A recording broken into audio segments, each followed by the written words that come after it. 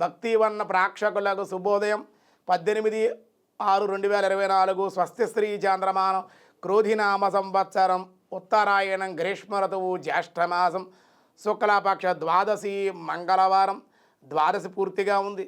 స్వాతి నక్షత్రం మధ్యాహ్నం 2:41 వరకు, వర్జన్ రాత్రి 8:41 నుండి 10:24 వరకు, దుర్ముహూర్తం ఉదయం 8:06 నుండి 8:58 వరకు, దుర్ముహూర్తం రాత్రి మళ్ళీ 10:56 నుండి 11:58 వరకు కూడా దుర్ముహూర్తాలు ఉన్నాయి.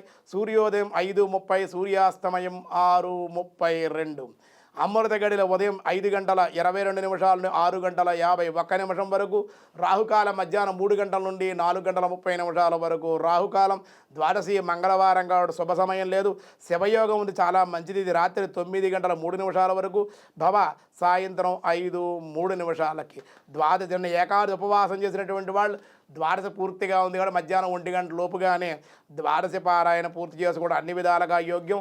ద్వాదశి మంగళవారం కాబట్టి సాధారణమైన వ్యవహారాలకే ఈరోజు అనుకూలంగా ఉంటుంది అని చెబుతూ దినారంభ చక్రాన్ని బట్టి ఈరోజు మేష, వృషభ, మిథున, కర్కాటక రాశి వారికి అంత అనుకూలంగా లేదు అని చెప్పడం జరుగుతుంది.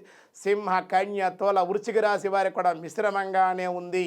అలాగే ధనస్సు, మకర, కుంభ, మీన రాశుల వారికి కూడా సామాన్యంగానే ఉంది అని చెప్తూ వ్యాసాయ విష్ణు రూపాయ వ్యాసరూపాయ విష్ణవే అని చెబుతూ విష్ణున్న సహస్రనామంలో శంభు ఓం శంభవే నమః అనే నామం ఉంది.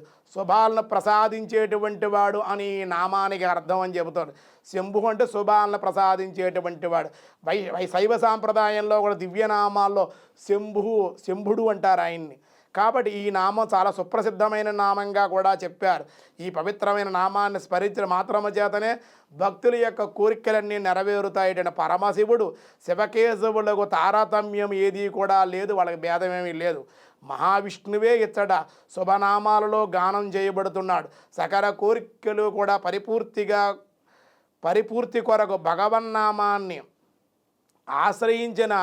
ఆశ్రయింపుమని భావం మాట మంత్రాన్ని అనగా ఈ స్తవరాజంలో సవరాజ సంకీర్తన సకల అభీష్ట సిద్ధి ప్రదాత శంభుడు శంభవే నమః అని అర్థం అని చెప్పారు.